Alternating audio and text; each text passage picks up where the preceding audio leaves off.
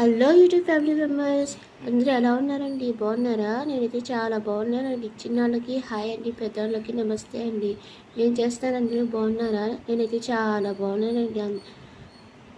దారిలో అలా వెళ్తుంటే నాకు ఈ వరి ధాన్యాలు కనిపించాయండి. పచ్చడి పొలాలు, వరి ధాన్యాలు అన్నీ కనిపించాయండి. అందుకని మీకు చూపిద్దామని వీడియో తీశానండి. లుక్ తీసేయండి రండి. ఎలా ఉందండి మా ఊరు? నచ్చిందా అండి మీకు? నచ్చితే లైక్ చేయండి, షేర్ చేయండి, సబ్స్క్రైబ్ చేయండి. బాయ్.